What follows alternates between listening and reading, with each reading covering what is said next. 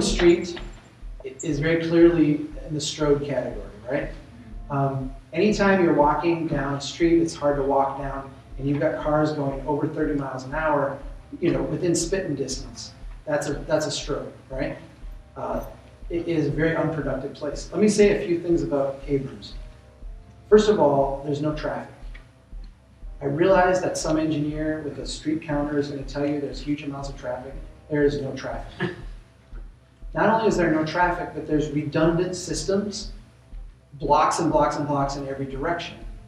And so, in a sense, doing something about that traffic sewer problem you've got there, this nasty street, is not going to impact the overall ability of people to get through Arlington.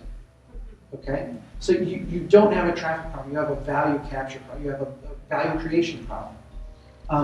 I look at that stretch and I see a lot of opportunity on the sides.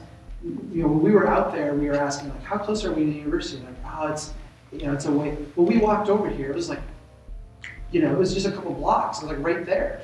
So to me, you've got this center of activity. You've got this strip of stuff that's trying to get on its feet. The obstacle is the connection between the two and the design of that street.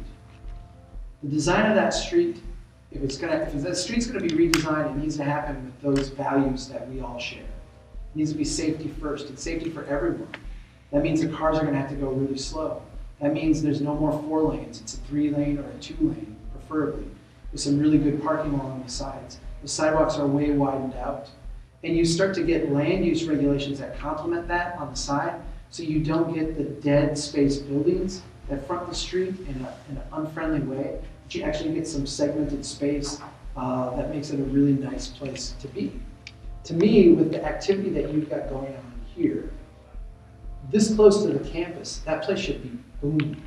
It should just be, it should be a non-stop action spot.